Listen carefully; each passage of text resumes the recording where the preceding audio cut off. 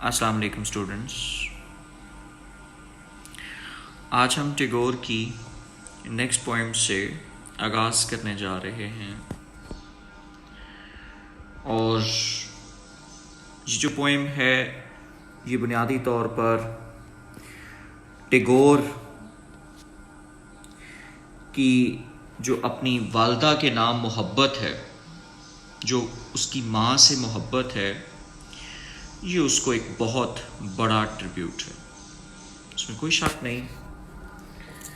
The way he expresses his love for his mother is absolutely marvelous।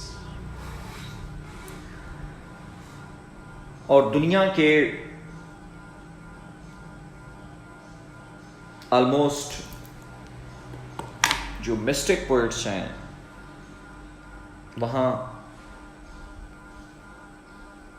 जो माँ को tribute है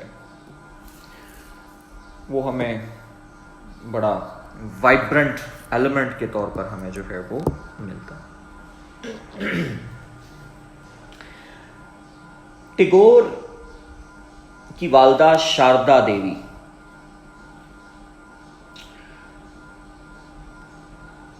उस वक़्त इंतकाल कर गई जब टैगोर महज 14 साल का था।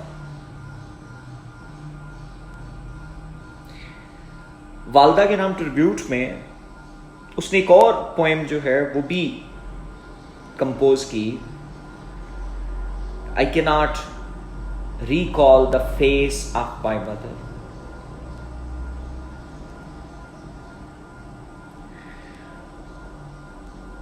सो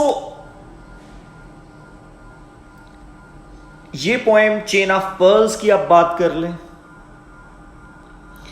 या आप जो poem can not recall the face of my mother उसकी आप बात कर लें, दोनों में पोएट की जो अपनी वालदा के हवाले से रिस्पेक्ट है, जो मोहब्बत है, वो बड़ी वाज़िया दिखाई दे रही है।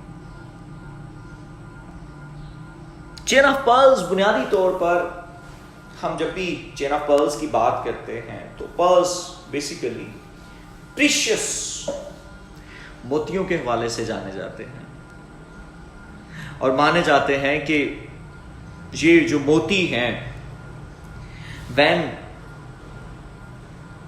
someone wears these pearls around one's neck, तो ये नेक को ब्यूटिफाई करने के लिए होता है। And what actually he wants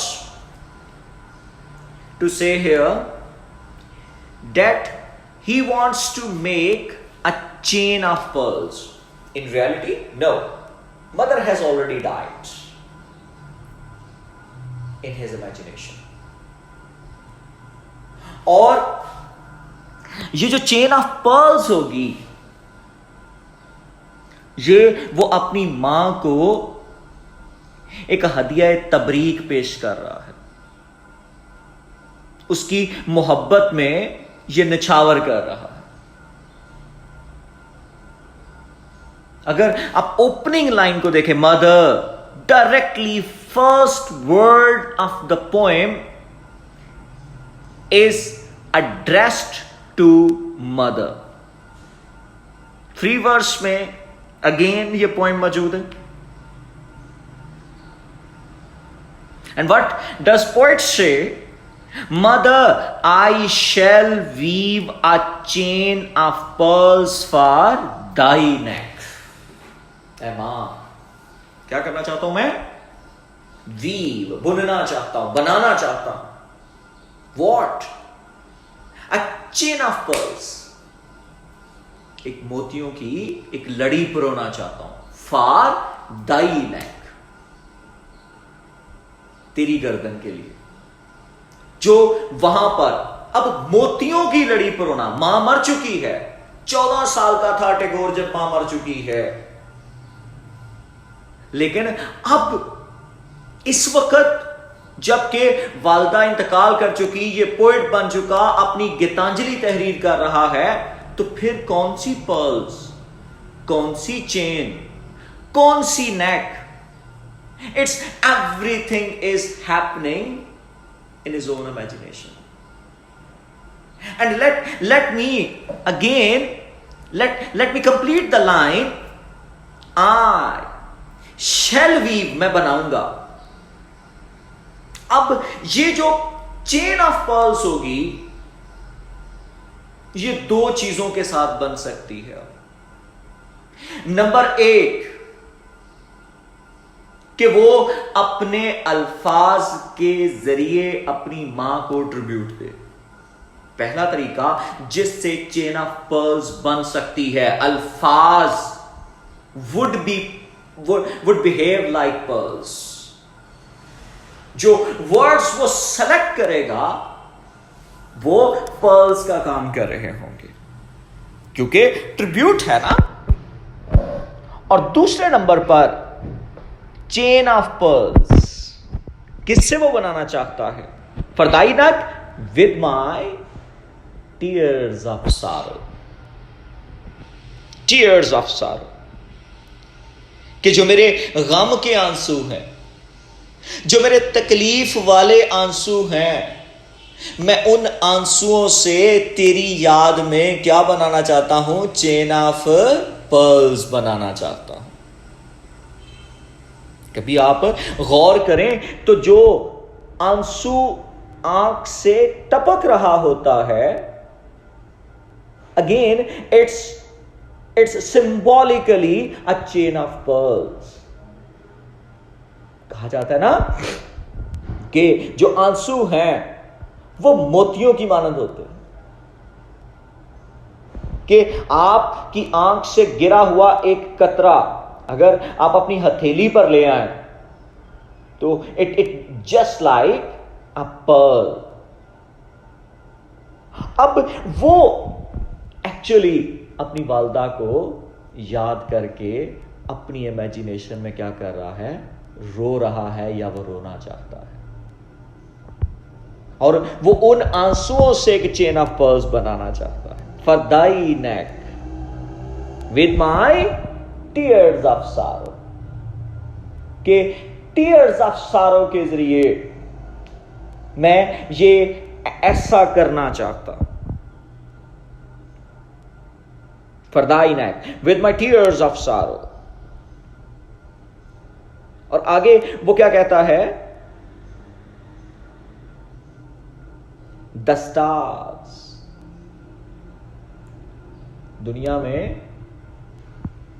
एक और भी पर्ल्स मौजूद हैं, and they shine like pearls. And what are these? These are stars which shine in the sky. The stars have molded, have shaped their anklets of light. Anklets. Anklet क्या होता है? Basically, it is just like a little sock which is wore around the ankle. टखने के जो ऊपर पहना जाता है, मतलब टखने तक जो पहना जाता है, that's the you can say anklet. तो वो क्या कह रहा है? The anklets of light, यानी जो सितारों की रोशनी है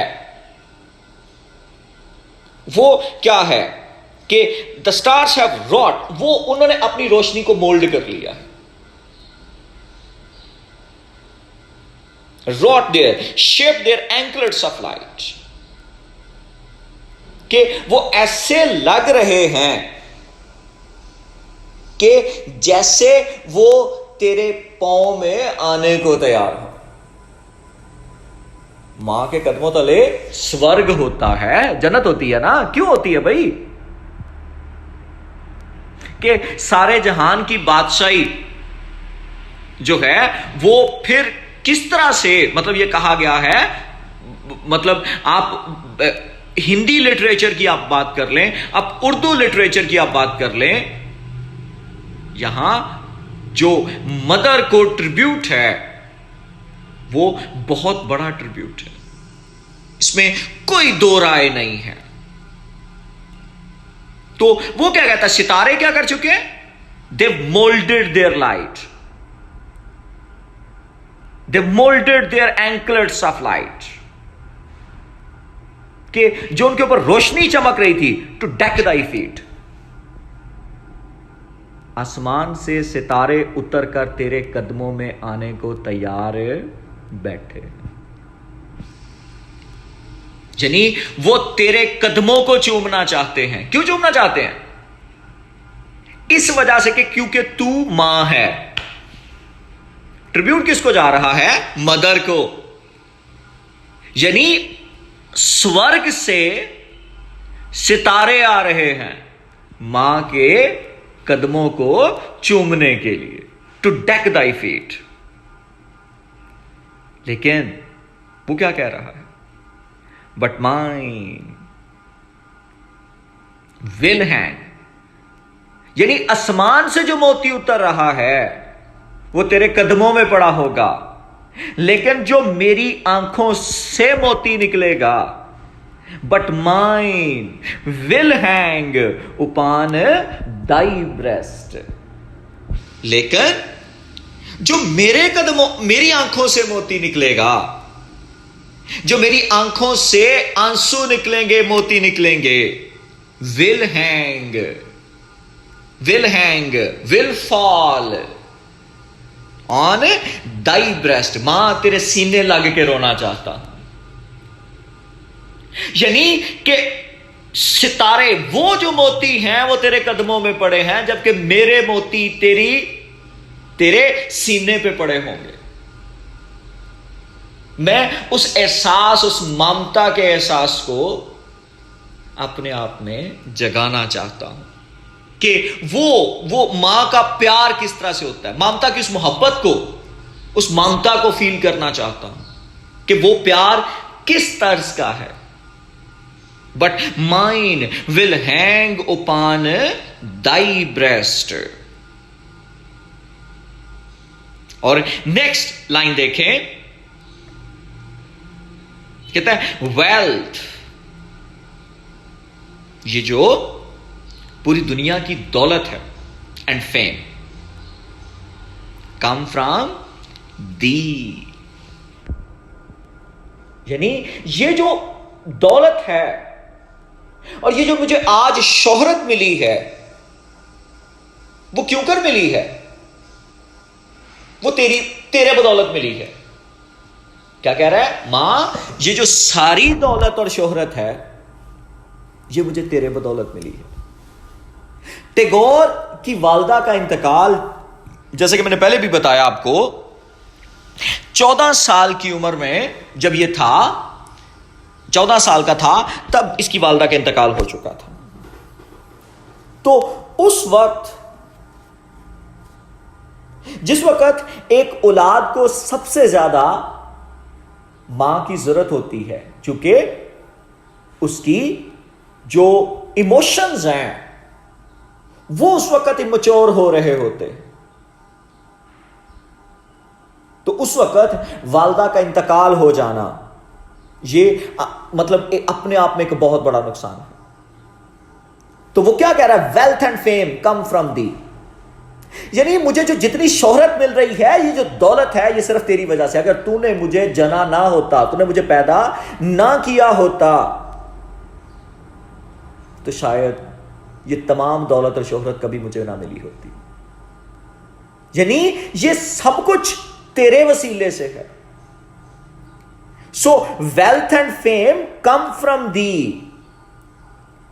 and it is for the to give or to withhold them, and it is for thee, और ये सिर्फ तेरे लिए है। to give, कि किसी को दे, or to withhold, या अपने पास रोक ले, यानी withhold them किसको? फेम एंड वेल्थ को, कि ये सब कुछ सिर्फ तुझ तक मुनहसर है। यानी ए मां, तू अगर किसी को दुआ दे, तू बेशक आज यहां मौजूद नहीं है, लेकिन तेरी जो दुआएं हैं, जो तू स्वर्ग से आज भी मेरे लिए दुआएं कर रही है, पोएट की अप्रोच देखे कहां पर है कि ये सब कुछ तेरी वजह से मुझे मिल रही है। Wealth and fame come from the, ये तुमसे आ रही है और ये तुम पर मुनहसर है। एंड इट्स फॉर दी, ये तुम पर है। To give or to withhold them, कि चाहो तो मुझे दो, or to withhold them, या फिर उधर ही रोक लो। क्यों? वालदा तो मर चुकी, क्या वालदा फेम दे रही है? नो, वालदा की पीछे जुड़ी हुई वो दुआएं हैं जो बुनियादी तौर पर पोएट को फेम दे रही हैं, मोहब्बत दे रही हैं, और पोएट उस फेम को, उस मोहब्बत को जी भर के आज एंजॉय कर रहा है। ये सब कुछ जो है वो वालदा की दुआओं की वजह से है। And it's for thee to give or to withhold them. So ये जो दुनिया का तमाम तर नफा रविंद्रनाथ टैगोर जो समेट रहा है, ये उसे लगता है कि ये सिर्फ उसकी मां की दुआओं की बदौलत है। तो वो क्यों ना उसके लिए रोए, वो क्यों ना उसके लिए चेन ऑफ पर्ल्स बनाए, वो क्यों ना उसकी नेक को अडोर करे, वो क्यों ना उसके सीने लग के रोए कि जब तमाम तर दुनिया टैगोर को एप्रिशिएट कर रही है और जिसकी वजह से कर रही है, जिसकी दुआओं की वजह से कर रही है, वो आज ये सब कुछ इस दुनिया में देखने के लिए मौजूद नहीं है। सो वो उस मोहब्बत में आज टैगोर जो है वो इस पोएम के अंदर अपनी मां को याद करके ट्रिब्यूट पेश कर रहा है। इस लाइन देखिएगा, but my sorrow is absolutely mine own। फिर से देखें, but this my sorrow, मेरा ये जो गम है, is absolutely mine own, ये सिर्फ मेरा ही है, is absolutely mine own, ये सिर्फ मेरा है, ये किसी और का नहीं है, ये सिर्फ मुझ तक महदूद है। इस गम को सिर्फ मैं ही जानता हूं। और गम क्या है? वालदा के बिछड़ जाने का गम। हम जब ये कहते हैं ना कि मुझे तेरे गम का एहसास है, हम झूठ बोल रहे होते हैं। हम कभी किसी के गम का एहसास नहीं कर सकते। अल्फाज से किसी के गम का एहसास नहीं किया जा सकता। ये बात कही जाती है कि जिस तन लागे वो तन जाने। जिसको तकलीफ होती है पता उसको होता है, दूसरा कोई नहीं बात कर सकता। ये हम जस्ट एक फॉर्मेलिटी पूरी कर रहे हो। तो पोएट यहां पर क्या कह रहा है कि बट दिस माई सारो, मेरा ये जो गम है, तेरे ये जो बिछड़ जाने का गम है, तेरे ये जो ना होने की तकलीफ है, इज एब्सोल्युटली माइन ओन, ये सिर्फ मेरी है। और and when I bring it to thee, और जब मैं इसको तुम तक लेकर आता हूं, एज माई ऑफरिंग, जब मैं ये अपना गम मां तेरे साथ शेयर करता हूं, ए मां जब मैं अपनी इस तकलीफ को व्हेन आई ब्रिंग, शेयर कैसे करता हूं? अपने ख्याल में करता हूं, अपनी इमेजिनेशन में करता हूं, अपने वर्ड्स में करता हूं, अपनी पोइट्री में करता हूं। तो जब when I bring it to thee as my offering, किसको लेकर आता हूं? इस गम को, इस याद को, इस रिकॉल को, इस चेन ऑफ पर्ल्स को जो मैंने अपने आंसुओं से बनाई है, और क्या लेकर आता हूं? As my offering, as my homemades. एक मैं तेरे कदमों में डालने के लिए मैं इस माला को जब लेकर आता हूं जो मैंने अपने आंसुओं से सजाई हुई है, और जब मैं तुम्हें याद करता हूं एज माई ऑफरिंग, अपना हदिया तबरीक देता हूं, तो तुम क्या करती हो? दो रिवार्डेस्ट मी, तुम फिर मुझे इनाम देती हो विद दाई ग्रेस। यानी कि तुम अपने अच्छे अल्फाज में फिर से मुझे दुआ दे देती हो कि जब मैं अपनी इस ऑफरिंग को जो है वो किस तरह से, मतलब जब वो मैं तुम्हारे सामने, मतलब जब मैं पेश करता हूं, तो किस तरह से रिवार्डस्ट मी विद दाई ग्रेस, तुम किस तरह से अपनी मोहब्बत को फिर से मुझे जो है वो रिवॉर्ड करती हो। आखिर ये जो सारी पोएम है, इस पोएम में आखिर वजह क्या है? तो मां से तो मोहब्बत फितरी तौर पर हर शख्स को बहुत ज्यादा होती है, लेकिन यहां पे जिस तरह से उसने देखा कि उसकी मां जो थी, उसकी बर्थ से लेकर, टैगोर की बर्थ से लेकर, किस तरह से उस औरत ने अपने आप को अपने बेटे के लिए, अपने घर के काम के लिए, डोमेस्टिक कोर्स के लिए अपने आप को स्लेव्ड कर लिया हुआ था, और उसने कई सैक्रिफाइसेस की, इन्यूमरेबल सैक्रिफाइसेस की, जो टैगोर के बिहाफ पर हुई। तो आज जब ये मौका था कि किस तरह से जो है वो अपनी वालदा को ट्रिब्यूट पेश किया जाए, तो टैगोर जो है वो अपने आंसुओं से उस सुवेनियर ऑफ लव को अपनी वालदा को पेश करना चाहता है, और वो अपनी श्रद्धांजलि इस तरह से चढ़ाना चाहता है कि जैसे एक शख्स एक गॉडेस के चरणों में जो है वो अपनी श्रद्धांजलि पेश करता है।